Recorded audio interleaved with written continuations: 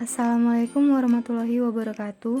Perkenalkan kami dari kelompok 5. Anggota 1 ada Nancy, anggota 2 Anggi Pravita, anggota 3 Anggun Widya Sastika, anggota 4 Asi Kurniawati, dan yang kelima Silvi Arinda Maharani. Di sini kami akan menyampaikan hasil diskusi dari jurnal dengan judul Aktivitas Antioksidan Ekstrak dan Fraksi Kulit Batang Trengguli Cassia fistula L dengan metode DPPH. Hal pertama yang dilakukan yaitu ekstraksi metode maserasi. Pertama, ekstrak cair dipekatkan dengan rotary evaporator pada suhu 60 derajat Celcius, kemudian diuapkan di atas penanas air dengan suhu 40 derajat Celcius sehingga diperoleh berat ekstrak yang konstan. Selanjutnya, ekstrak simplicia kulit batang tumbuhan Trengguli dilakukan dengan cara maserasi dengan pelarut etanol 70% selama 3 kali 24 jam. Selanjutnya menghitung persen rendaman ekstrak, kemudian dilakukan pemeriksaan organoleptik ekstrak yang terdiri dari bentuk, warna, bau, dan rasa ekstrak.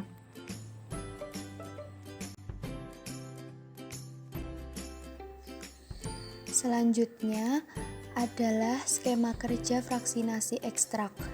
Tahap pertama, ekstrak etanol dengan berat tertentu dilarutkan dalam air dengan volume tertentu sehingga ekstrak terlarut semuanya. Langkah kedua, kemudian N-heksan dengan volume tertentu ditambahkan untuk melarutkan ekstrak yang terlarut dalam pelarut nonpolar. Tahap ketiga, campuran tersebut dimasukkan ke dalam corong pisah dan dikocok kuat-kuat hingga diperoleh lapisan air dan lapisan N-heksan. Kedua lapisan kemudian dipisahkan.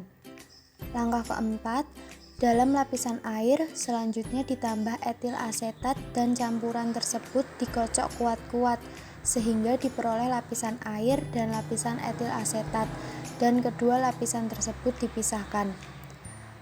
Tahap kelima, lapisan N-heksan, lapisan air, dan lapisan etil asetat kemudian diuapkan dalam rotary evaporator hingga diperoleh fraksi N-heksan, fraksi etil asetat, dan fraksi air. Selanjutnya, dalam analisis KLT digunakan fase diam yaitu pelat silika gel GF254 dan fase gerak yaitu kombinasi pelarut toluene, etil asetat, dan asam format dengan perbandingan 5:4:1. Lalu ekstrak dilarutkan terlebih dahulu dalam etanol, lalu ditotolkan pada pelat silika gel ukuran 10 cm x 1 cm dan dimasukkan ke dalam bejana kromatografi yang sebelumnya telah dijenuhkan dengan cairan pengembang. Selanjutnya, proses kromatografi dihentikan ketika cairan pengembang mencapai garis akhir. Pola kromatogram diamati pada sinar tampak di bawah lampu UV 254 dan 366 nanometer. Kemudian dihitung nilai RF.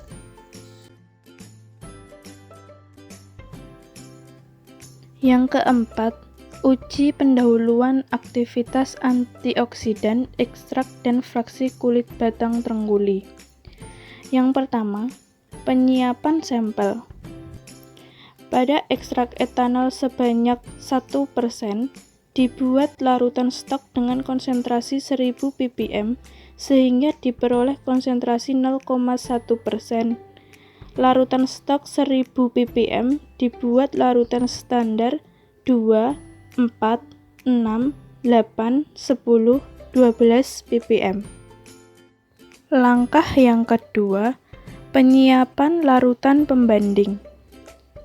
Vitamin C sebanyak 1% dibuat larutan stok dengan konsentrasi 1000 ppm sehingga diperoleh konsentrasi 0,1%.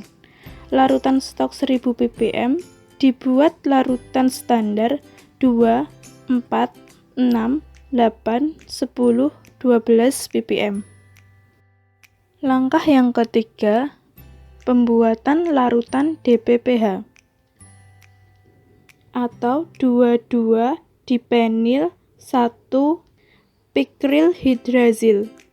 Kristal DPPH dilarutkan dalam etanol pada konsentrasi 0,01% sebanyak 100 ml. Larutan DPPH dijaga dalam temperatur rendah dan terlindungi cahaya. Langkah yang keempat yaitu penentuan panjang gelombang maksimum. Larutan DPPH sebanyak 1 ml diencerkan dengan etanol sampai tanda batas labu takar 5 ml. Blanko digunakan 5 ml etanol diukur pada panjang gelombang 500 sampai 530 nm untuk mendapatkan absorbensi kurang lebih 0,2 sampai 0,8. Langkah yang terakhir yaitu penetapan IC50 dengan metode DPPH. Ekstrak etanol, hasil fraksi maupun vitamin C dari berbagai konsentrasi masing-masing diambil 1 ml. Ditambahkan 1 ml DPPH, lalu divortex dan diinkubasi selama 30 menit pada suhu kamar.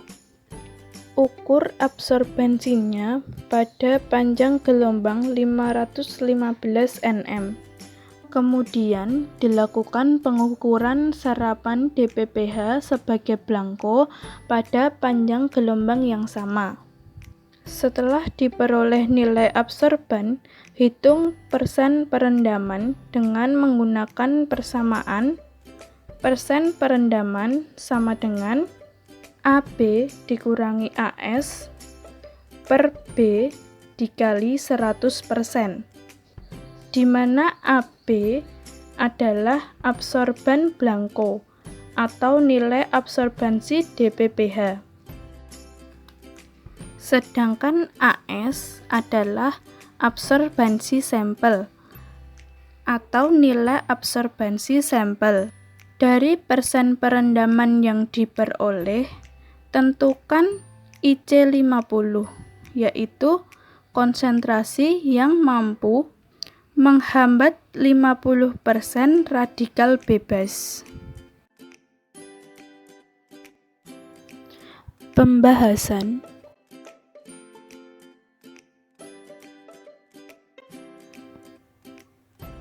Resume. Dalam analisis kromatografi lapisan tipis digunakan fase diam yaitu plat silika gel GF254 dan fase gerak yaitu kombinasi pelarut toluen, etil asetat, dan asam format dengan perbandingan 5:4:1. Pola kromatogram diamati pada sinar tampak di bawah lampu UV 254 dan 366 nm. Data hasil menunjukkan bahwa ada bercak yang sama antara fraksi dan ekstrak, yaitu dengan adanya bercak warna biru, yaitu senyawa polifenol dengan nilai RF pada UV 366 nm adalah 0,508 dan ada perbedaan di mana hasil fraksi menunjukkan warna jingga yaitu senyawa flavonoid dengan nilai RF pada UV 366 yaitu 0,712. Selanjutnya, pada jurnal tersebut dapat dilihat perbedaan rendemen tiap fraksinya. Pada fraksi N-heksan didapatkan hasil 3,86%, fraksi etil asetat didapatkan hasil 36,88%, dan fraksi air didapatkan hasil 15,27%. Perbedaan nilai rendemen yang dihasilkan ini menunjukkan banyaknya kandungan ekstrak di dalamnya. Pada fraksi etil asetat, kandungan ekstraknya paling banyak yaitu dengan nilai rendemen 36,88%. Sedangkan kandungan ekstrak yang paling sedikit yaitu fraksi N-heksan dengan nilai rendemen 3,86%. Maka jumlah total rendemen yang diperoleh adalah 56,01%. Secara logika, total persen rendemen ideal yaitu antara 70% sampai 90%.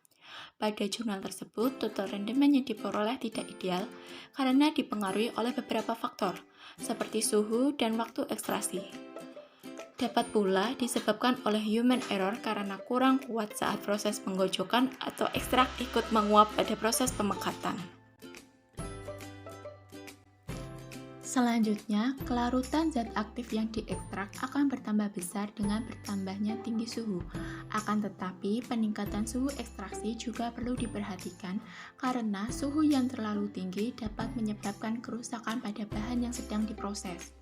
Suhu pemanasan yang ideal untuk mendapatkan hasil persen rendemen ekstrak yaitu 50 derajat Celcius, sedangkan pada jurnal ini hanya 40 derajat Celcius.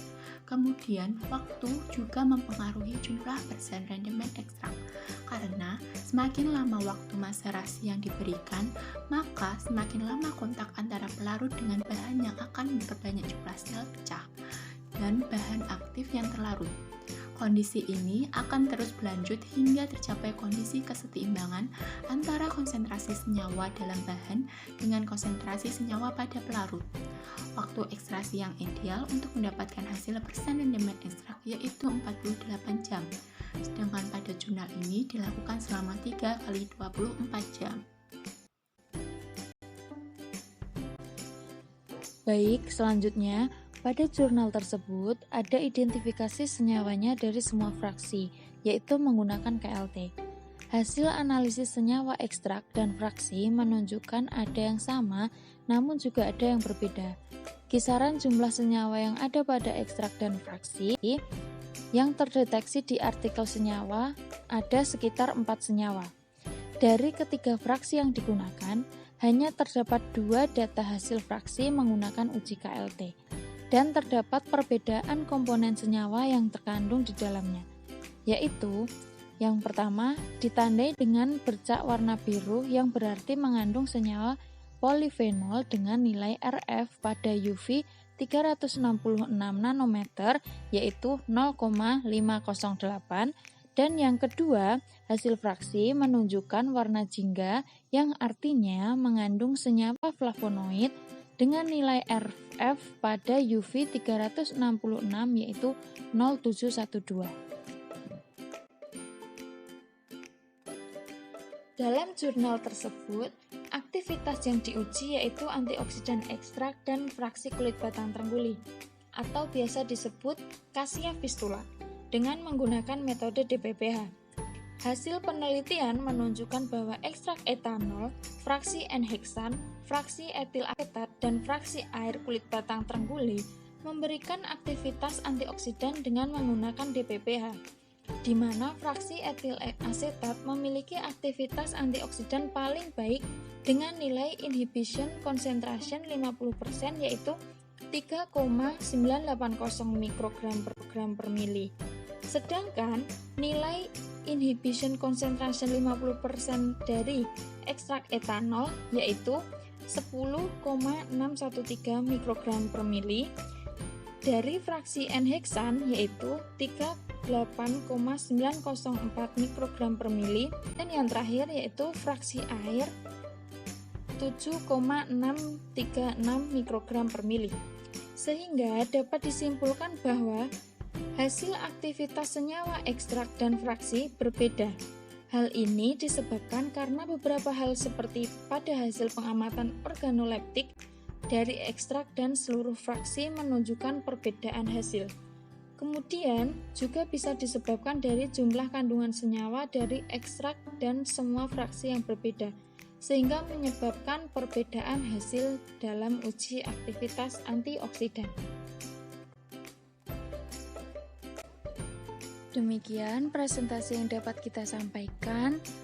Kurang lebihnya mohon maaf. Wassalamualaikum warahmatullahi wabarakatuh. Terima kasih.